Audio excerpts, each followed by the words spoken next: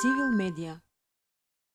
Ви благодарам, Джабер, за можноста денес да ги искажиме проблемите кои што ги имаме и начинот за борба против корупцијата. Накратко, само Центарот за истражувачко новинарство е формиран пред 5-6 години. Имаме некаде повеќе од 100 и кусур стори во делот за корупцијата. Сме се соочиле со големи проблеми за време на режимот, ништо не е подобро и сега. Значи, главните институции за борба против корупцијата, јас сум повикан овде да зборам во делот на јавноста. Знаеме, има една поговорка во делот за борбата против корупцијата која се нарекува тајнината или тајноста е мајка на корупцијата. Колку институциите се позатворени, толку можноста за корупција е поголема, а најдобар начин за борба против корупцијата во ова ниво е со јавност.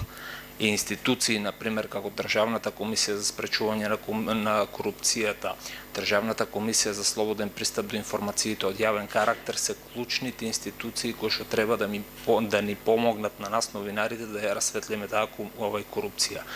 За жал, во овој дел ситуацијата е многу лоша. Значи, Државната комисија за спречување на корупција нема членови од 1 март. Државната комисија за слободен пристап до информациите од јавен карактер нема членови од 1 мај.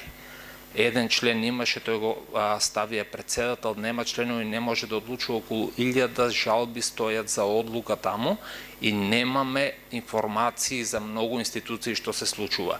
Има еден правосуден инспекторат, мислам, не знам како се вика точно, кај него стојат со години, стојат барање кои што треба од Државната комисија за спречување на корупција да ги спроведе до институциите, да ги задолжи да ни ги дадат овие информациите што ни требаат. Имаме голема штета од нив, не можеме да се бориме како новинари да го оствариме нашиот дел во општеството за борба против корупцијата.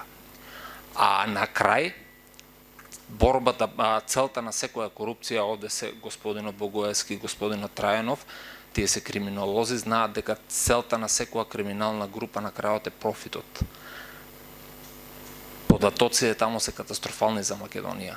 Значи, од друга страна, во делот на корупцијата, и тоа ќе го споменав, некни бевме на една конференција во финансиската полиција, Македонија нема тело кое што треба да го координира одземањето на имот од криминални дела. Тоа тело треба да биде во јавното обвинителство, тоа тело го немаме. Податок за 2017 година за Македонија дека се одземени само 416.000 евра од криминални дела во земјата. 416.000 дела. Ова е евра. Само за споредба, во Словенија за истиот период се одземени 320 милиони евра. Словенија е голема колку Македонија, од прилика имаме исти наследен правосуден систем, од прилика нештата се многу слични. Значи, штетите се огромни. А ако го спомена предходно господинот Трајанов дека 5 милиарди евра се изнесени од Македонија, тоа по човек е некаде околу 2500 евра што ни се земени, а ни се вратени само 4 денари преку системот за борба против корупцијата. Самите бројки се индикатори колку сме смешни, да не речем во тоа. Ви благодарам многу. Цивил медија.